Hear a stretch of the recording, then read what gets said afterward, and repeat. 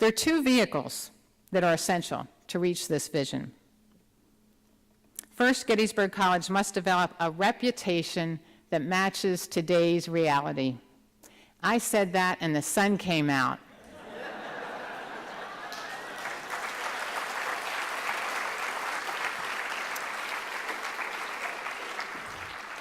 And it's going to get even brighter with the second point. Because the second point is that Gettysburg College must have the resources it needs and deserves so that we can assure our rightful place as one of America's greatest liberal arts colleges, so that we can continue to produce the world's Gettysburg. So let's talk about reputation first. We don't have a bad reputation, of course, just too mild of one. How many of you have been asked if Gettysburg College is a little school in Virginia? Or how many of you have heard, I didn't know there was a college in Gettysburg? That is not acceptable. We are an excellent liberal arts college, one of the best in the nation, and that should be widely known. Put another way, Gettysburg is a great college with a good reputation. We provide a great education in a wonderful community, and we've been kind of quiet about it. We've always been a little modest. Modesty is a nice trait, but too much modesty may not serve us well.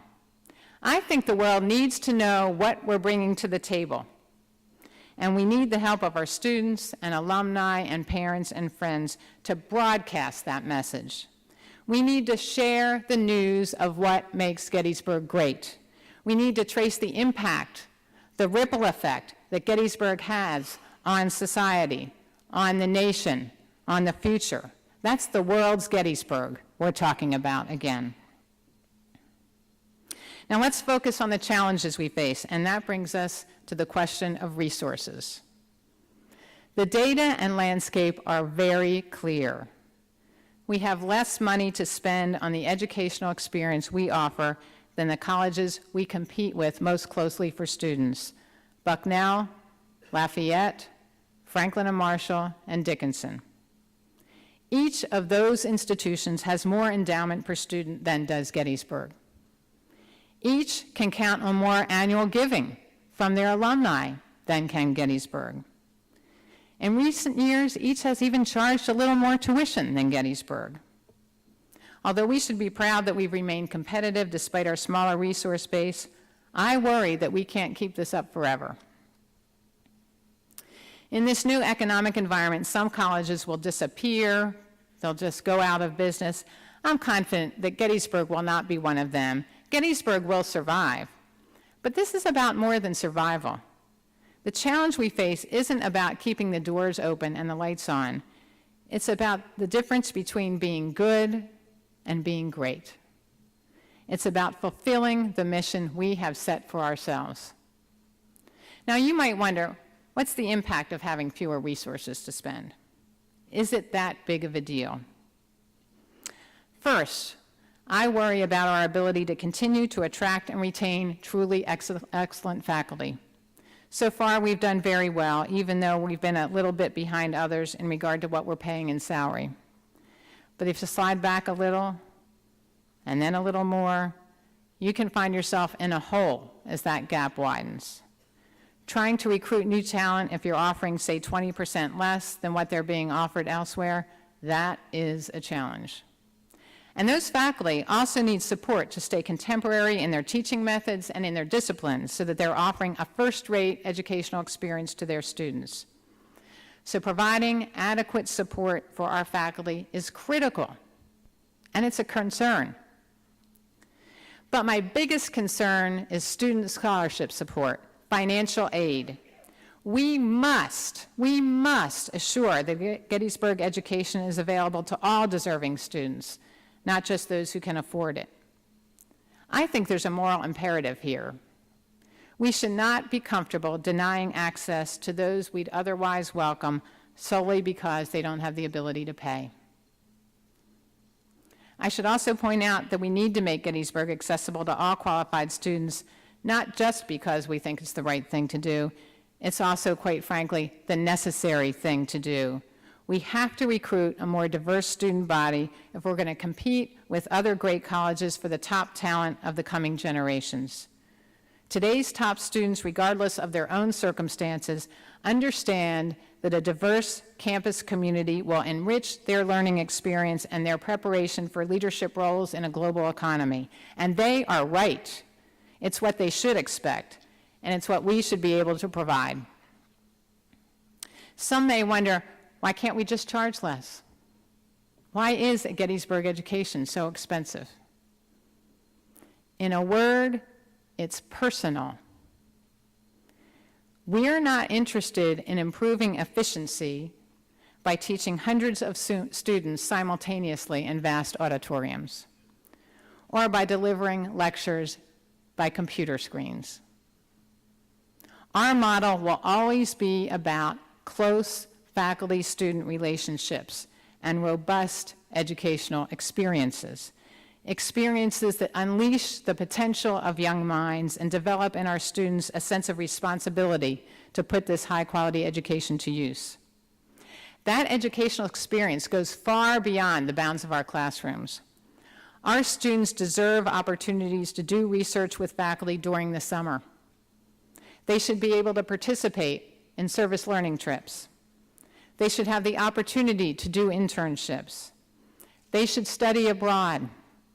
And even right here on campus, we owe our students a global educational experience.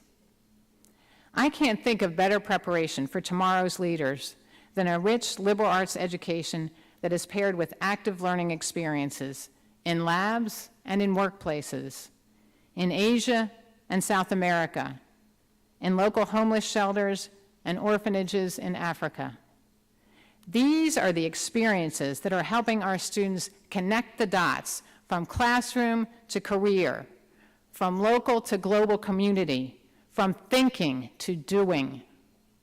These are the experiences we must provide if we are going to prepare today's students to be tomorrow's leaders. So this all comes back to our Gettysburg, the college we all love and need to support. Gettysburg alumni, parents, and friends have always been proud of the college, but that pride has not always been linked to financial support. We were late in developing our philanthropy program. We weren't building an endowment way back when so many of our peer institutions were, so we're in a catch-up mode. Some of this has to do with our heritage going back generations, when we educated a lot of pastors and teachers and their children, a noble thing to do, by the way, but frankly, there wasn't a lot of wealth available. I think our Lutheran culture set a tone for the way we interacted with our alumni. We were very low-key about asking our alumni for financial support. And so we didn't build the tradition of giving back in the same way that so many other colleges did. With our last campaign, our alumni and friends began to understand the need for endowment and annual giving. But we still have a long way to go.